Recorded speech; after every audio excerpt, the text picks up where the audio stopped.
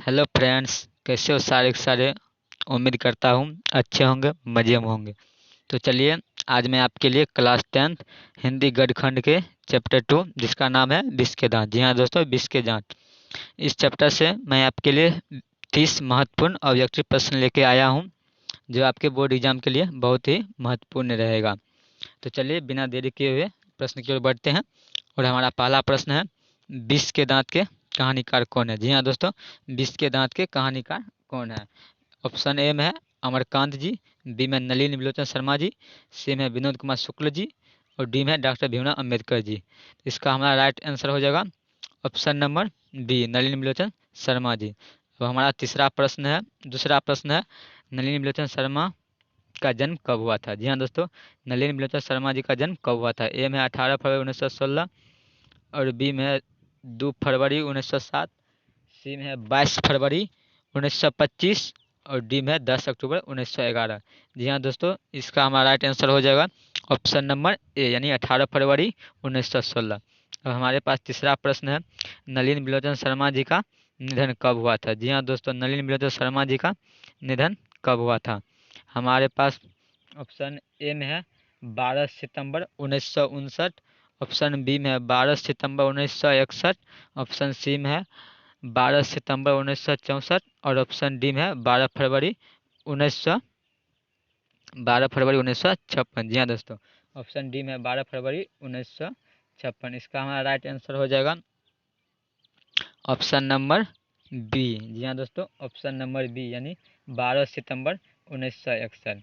चलिए, हमारे पास चौथा प्रश्न है, नलिनी विलोचन शर्मा जी के पिता का क्या नाम था। जी हाँ दोस्तों, नलिनी विलोचन शर्मा जी के पिता का क्या नाम था।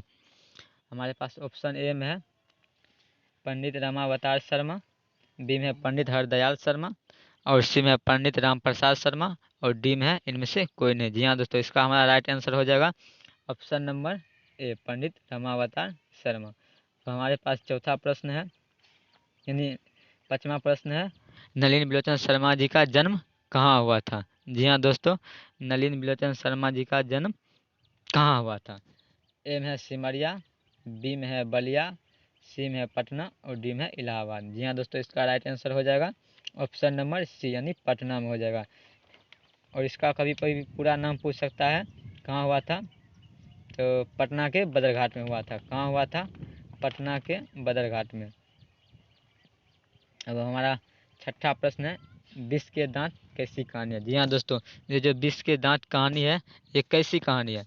सामाजिक कहानी है, धार्मिक कहानी है, ऐतिहासिक कहानी है, या मनोवैज्ञानिक कहानी है। तो ये हमारा राइट आंसर हो जाएगा ऑप्शन नंबर डी, यानी मनोवैज्ञानिक कहानी है। हमारे पास सातवां प्रश्न है, विष के दांत में किस वर्ग की मानसिकता प्रदर्शित की है। जी हाँ दोस्तों, विष के दांत जो चैप्टर है, इसमें किस वर्ग की मानसिकता प्रदर्शित की गई है। हमारे पास ऑप्शन ए में उच्च वर्ग, बी में है मध्यम वर्ग, सी में है निम्न मध्यम वर्ग, और डी में है निम्न वर्ग। जी हाँ दोस्तों, इसका राइट आंसर हो जाएगा ऑप्शन नंबर बी। जी हाँ दोस्तों, ऑप्शन नंबर बी, यानी मध्यम वर्ग। अब हमारे पास आठवां प्रश्न है, नलिनी विलोचन शर्मा जी के माता का क्या नाम था। जी हाँ दोस्तों, नलिनी विलोचन शर्मा जी के माता का क्या नाम था। ऑप्शन ए में रत्नावती देवी, बी में प्रभावती देवी, सी में पार्वती देवी, और डी में इनमें से कोई नहीं। जी हाँ दोस्तों, इसका राइट आंसर हो जाएगा ऑप्शन नंबर ए, यानी रत्नावती देवी। अब हमारे पास नौवां प्रश्न है, खोखा किसकी आंखों का तारा था। जी हाँ दोस्तों, खोखा जो था वह किसकी आंखों का तारा था। ए में होगा सेन साहब, बी में है गिरधर लाल का, सी में पत्रकार का, और डी में ड्राइवर का। जी हाँ दोस्तों, इसका राइट आंसर हो जाएगा ऑप्शन नंबर ए, यानी सेन साहब का, क्योंकि सेन साहब का ही लड़का था। हमारे पास 10वां प्रश्न है, मदन किसका बेटा था। जी हाँ दोस्तों, मदन जो था वो किसका बेटा था। हमारे पास ऑप्शन है सेन साहब का, गिरधर लाल का, ड्राइवर का, या पत्रकार का। जी हाँ दोस्तों, इसका हमारा राइट आंसर हो जाएगा ऑप्शन नंबर बी, यानी गिरधर लाल का। मदन जो था वो गिरधर लाल का बेटा था। अब हमारे पास 11वां प्रश्न है, सेन साहब खोखा को क्या बनाना चाहते थे। जी हाँ दोस्तों, सेन साहब जो थे वह खोखा को क्या बनाना चाहते थे। डॉक्टर बनाना चाहते थे, अफसर बनाना चाहते थे, इंजीनियर बनाना चाहते थे या व्यापारी बनाना चाहते थे। तो इसका हमारा राइट आंसर हो जाएगा ऑप्शन नंबर सी, यानी वो खोखा को इंजीनियर बनाना चाहते थे। हमारे पास 12 नंबर प्रश्न है, सेन साहब के घर के नियमों का अपवाद कौन था? जी हाँ दोस्तों, सेन साहब के घर के नियमों का अपवाद कौन था? गिरधर लाल था, या लेखक था, या खोखा था, या मदन था? तो इसका हमारा राइट आंसर हो जाएगा ऑप्शन नंबर सी, यानी खोखा था। खोखा जो है सेन साहब के घरों के नियमों का अपवाद था। हमारे पास 13 नंबर प्रश्न है, गिरधर सेन साहब का कौन था? जी हाँ दोस्तों, गिरधर जो था वो सेन साहब का कौन था? ऑप्शन नंबर ए में है मित्र, बी में है संबंधी, सी में है किरानी और डी में है दोस्त।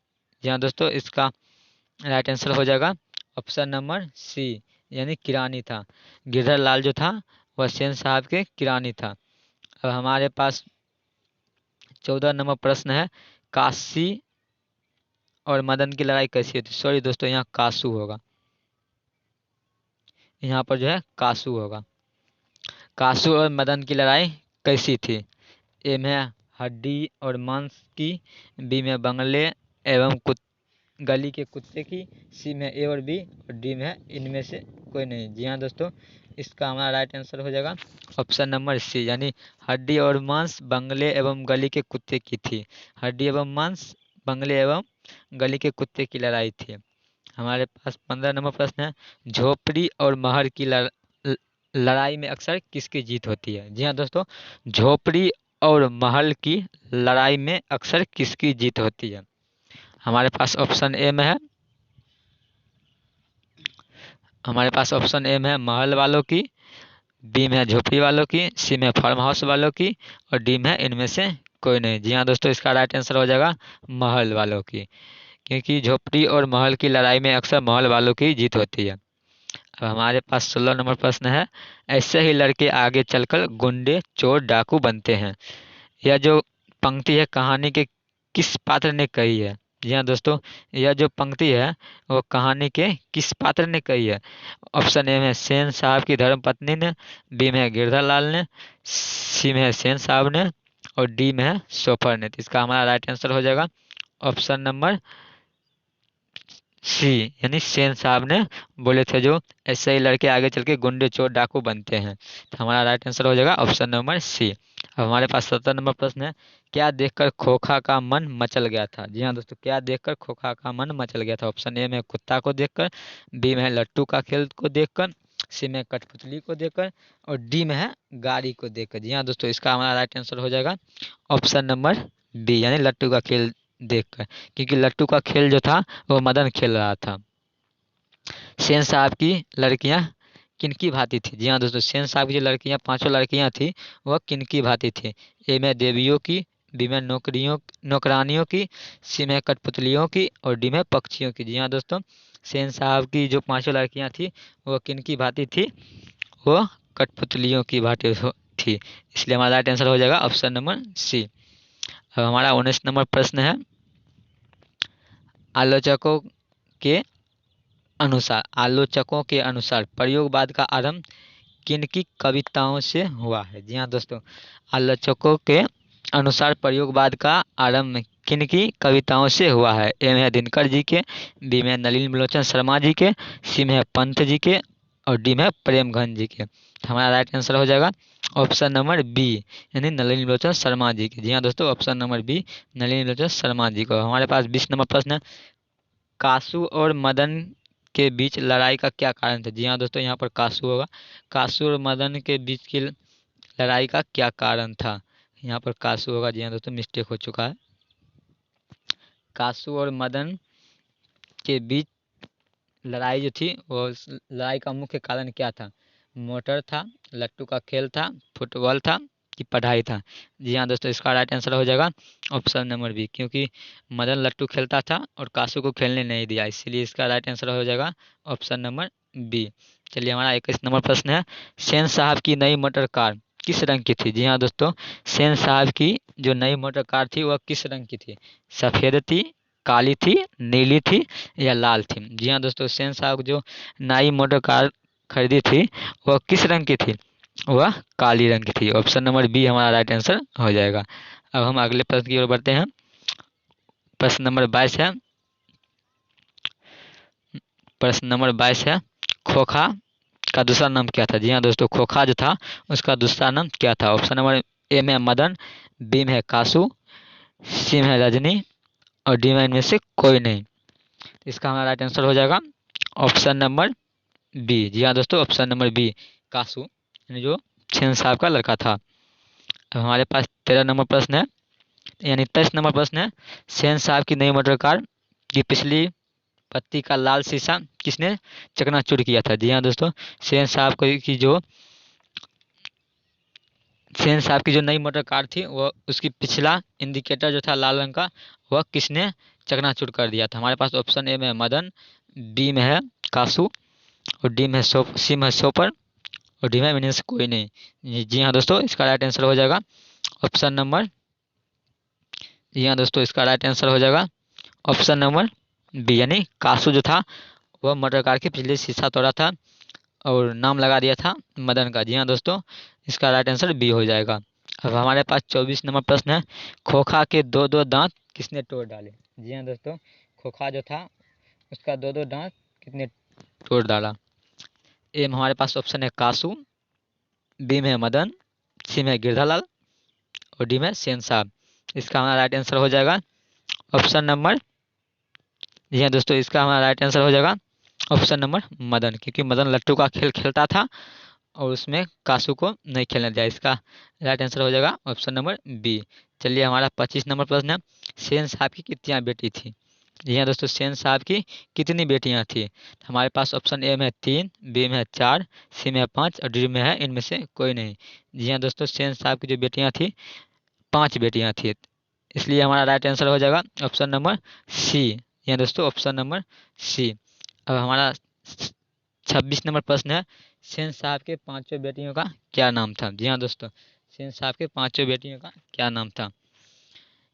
पहली का नाम था सीमा, दूसरी का था रजनी, तीसरा का था आलो, चौथा का था शेफाली और पांचवा जो लड़की थी उसका नाम था आरती। इसी तरह सेन साहब की 5 बेटियां थी। अब हमारे पास 27 नंबर प्रश्न है, सेन साहब ने मोटर कार कितने में खरीदी थी? जी हाँ दोस्तों, ये भी क्वेश्चन बहुत ही महत्वपूर्ण है कि सेन साहब जो काली रंग की कार खरीदी थी वह कितने में खरीदी थी? जी हाँ दोस्तों, ये भी क्वेश्चन भी आया है। ए में है 5,500 में, बी में 60,000 में, सी में 8,500 में और डी में इनमें से, यानी डी में जो है फ्री में खरीदे थे। तो हमारा राइट आंसर हो जाएगा ऑप्शन नंबर बी, यानी कि सेन साहब जो काले रंग का कार खरीदे थे वह 7,500 में थे। हमारे पास 28 नंबर प्रश्न है, सेन साहब और उनके दोस्तों कहाँ बैठते थे? यानी सेन साहब और उनके दोस्त लोग जो थे वो कहाँ बैठकर मीटिंग करते थे? ऑप्शन ए में ट्रेनिंग रूम में, बी में ग्राउंड में, सी में ड्राइंग रूम में और डी है इनमें से कोई नहीं। जी हाँ दोस्तों, तो हमारा इसका राइट आंसर हो जाएगा ऑप्शन नंबर सी, यानी ड्राइंग रूम में जो थे सब बैठकर मीटिंग करते थे। अब हमारा 29 नंबर प्रश्न है, कितने वर्ष का था खोखा जो था वह कितने वर्ष का था? जी हाँ दोस्तों, ये भी क्वेश्चन बहुत ही वीवीआई है, यानी खोखा जो था वह कितने वर्ष का था? 1 साल का था, 5 साल का था या 14 साल का था या 21 साल का था? इसका हमारा राइट आंसर हो जाएगा ऑप्शन नंबर बी, यानी खोखा जो था वह 5 साल का था। अब हमारा 30 नंबर प्रश्न यानी अंतिम प्रश्न है, इस कहानी में सोफर का सही अर्थ क्या होता है? जी हाँ दोस्तों, इस कहानी में सोफर का सही अर्थ क्या होता है? ए में है सफाई और बी में है ड्राइवर और सी में है शिक्षक और डी में है इनमें से सभी। तो इसका राइट आंसर हो जाएगा ऑप्शन नंबर बी, यानी ड्राइवर। इस कहानी में सोफर का सही अर्थ होगा ड्राइवर।